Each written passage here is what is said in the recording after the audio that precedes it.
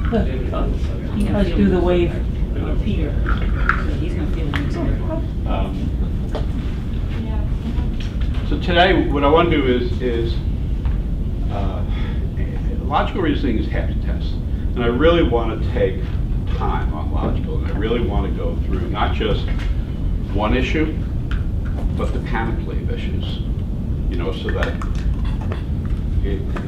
my goal today is to put you in a place where if you're going to be responsible about this, if you're actually going to do the work that needs to be done, you know, you'll have some guidance that says, okay, well, how do I do that exactly?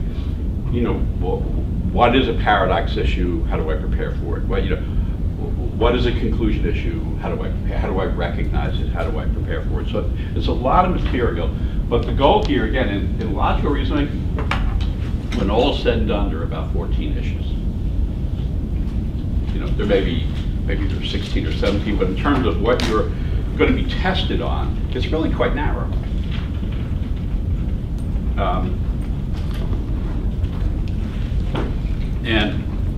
And my objective of next week is to do a similar exercise in analytical reasoning.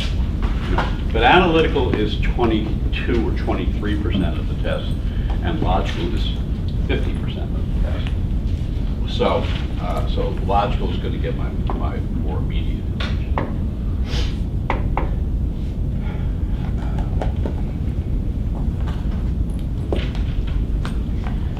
So I think Rochelle whispered, perhaps not whispered, but she said, hey, last week this was, what about those Supreme Court cases? That was last week. Yes. See, I remember. Yes, and I listened to one on the way home last week. Microsoft was trying to obtain some records for from another country. So I was listening to that case. There you go. So,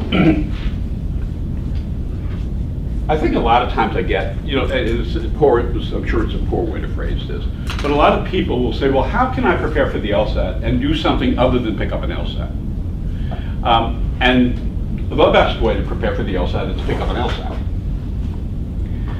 But if you're going to do that, in other words, the best way to prepare for reading comprehension, well, based on what do you think the best way, not the best, right? What do you think the best, well, let me say better. What do you think the better way is to prepare for reading comprehension? Do you think the better way is to read passages that appear in the LSAT or read the Wall Street Journal? Passages. Well, Well, no, you don't get that. That's a Passages weasel that- answer. I said, what's the better way? passages that on the LSAT. But I need you to get this. Passages that were on LSAT. What's the more interesting way, perhaps? Right, which so you may have different answers. You may say, well, no. The most precise way is to read reading comp passage after reading comp passage.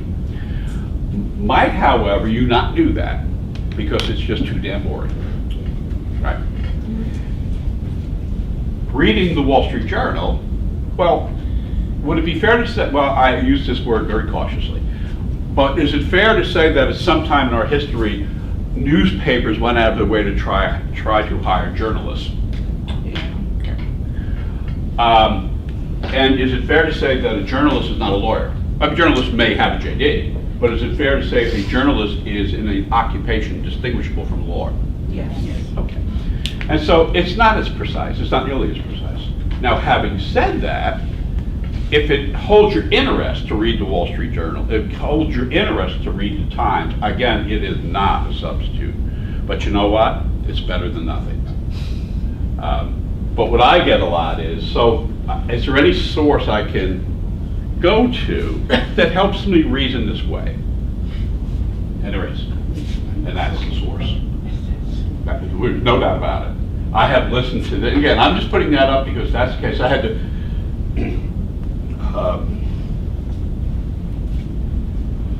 it's just that Brian had asked about my weekend. So I drove up to Albany yesterday morning. I drove back from Albany yesterday evening. I drove out here this morning. And in each leg of that car ride, listen to this case. You have a fun life. I'm sorry? That's a fun That's a fun? life. Well, it's Complicated. shallow, desperate, and empty, but it's all mine. But I'm not, this is not about you doing what I do. I'm just saying in terms of if I were you were, right? And I really wanted to prepare for this test, and it really is a psychometric test. It really is, there is no content. It's, can you think the way we've been taught to think? These folks think the way we've been taught to think, and they're at the top of the profession. And some cases, you can wrap your arms around them. You know, like some cases, if you listen to a patent law case, okay, good luck. But this is a redistricting case out of North Carolina.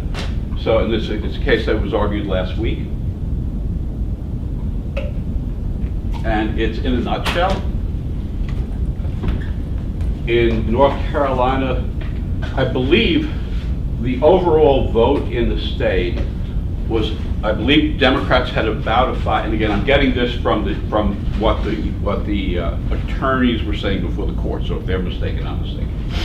But based on their presentation, the popular vote in North Carolina was +5 Democrat. All right. The congressional delegation from North Carolina is 10-3 Republican. Yes? So you get that can give rise to a lawsuit. If you're a Democrat, might you be upset at those numbers, where you have, say, 54% of the total vote, but in Congress, you have, well, Congress, it's a state legislature, right? Is it Congress or state legislature? No, it's Congress. It's 10-3 Democrat. So the issue is that a violation of equal protection? Does that violate, there's an old case from the early 60s, Baker v. Carr, which is one man, one vote. But what I'm saying is, you get, by listening to this stuff, you hear, and they all speak, with the exception of Judge Thomas, they all speak. And they interact, and they question. And it's just remarkable the way they question is the way we learn in here, and the way you're going to learn in law school. So much is done by hypotheticals. And so the judge will say to the attorney, well, let me give you an example. Because you're giving me this principle, and you say this is a good principle, but you're applying it to this case, right? How about if we apply your principle and then the judges make something up? And it's a wonderful, wonderful way of learning if you could ever find it interesting. If you don't find it interesting, you're not going to learn anything, right? But it's so easy to try. You just go to supremecourt.gov, you know, and on their homepage, they're going to have audio of the arguments that you can go back years and years and years. But it seemed to be, in listening to this, it is a wonderful opportunity to learn. And having said that, yeah, please. Could you download those? I sure can, yeah, absolutely. Yeah. So I would just encourage you, if there's a case you have any interest in, if that thing, I don't know how long those audios go back. They go back a long time. Well, long, that doesn't help you. They go back over 10 years, I'm pretty sure. And it's just a wonderful way. You just sit there and you learn. And again, you get that I have listened to the same case 3 times. You with me? I understand way more than 3 times what they said, having listened to the 3rd time from that first time. Like, you listen to the first time and I walk away, I really can't tell you anything. I go the 2nd time and now I start to get it. I go the 3rd time, I can now speak with some insight on that case. What I could not speak with the insight I had, and I'm not saying my insight's anything great, all right? But how cool would it be if you could listen to the 9 folks on that court, none of whom were dummies. At least, if they're dummies, I don't know where that leaves me. Right? So it's got nothing to, for me, it's got nothing to do with the politics of it. These are 9 very, very, very bright folks. Okay? And so if you can walk away actually listening to the the questioning, the colloquy between the judges, it's really cool. And understand it, how does that, how do you then not get to be a lawyer? You know what I'm saying? Because it means you can understand what the most trained mind, that's not true, what some of the most trained mind in the professions are doing. So I so encourage you, and if you don't find it interesting, don't do it, because you're not going to learn. But if you did find that interesting, that is a hell of a way to learn.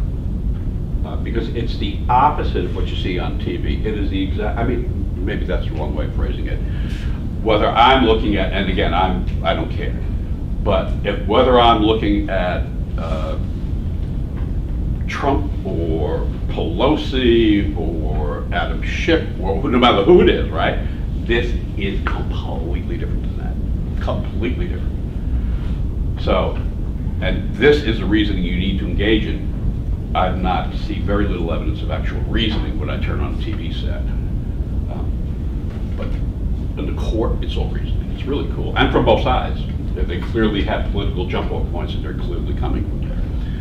They're really good at what they do. George? I just wanted to say, and I'm noticing that more and more since I've been doing this, since I've been studying for the LSAT,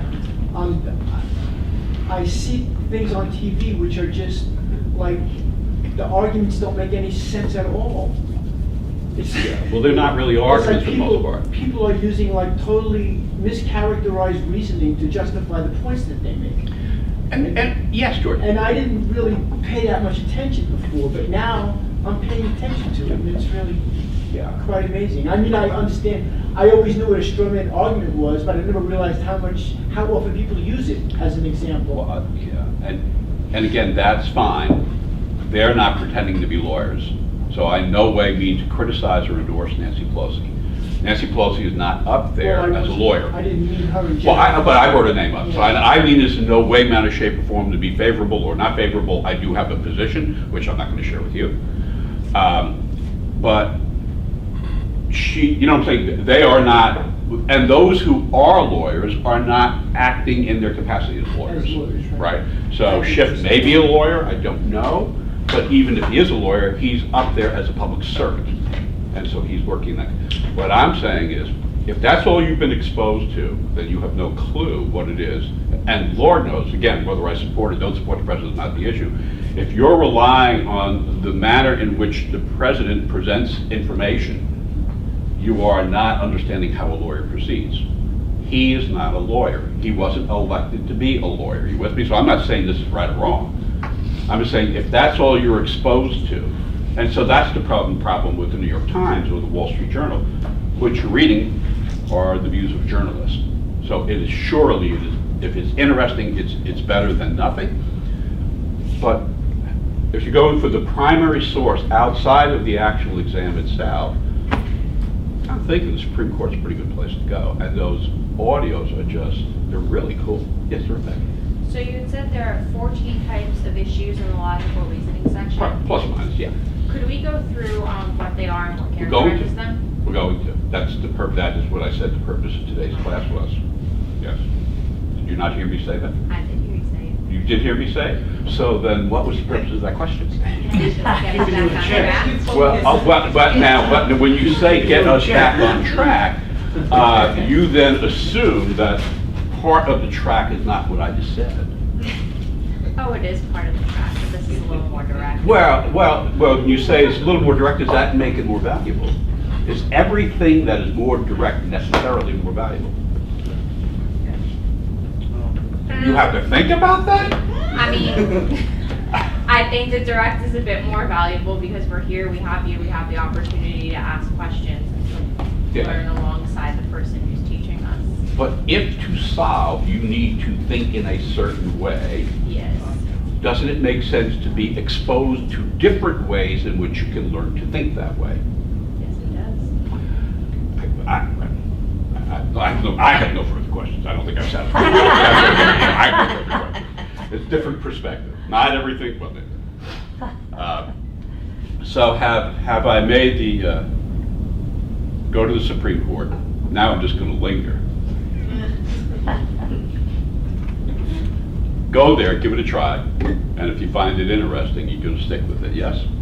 Now, just to annoy Rachel and Fred, does anybody have any further follow-up questions on that? Okay, all right.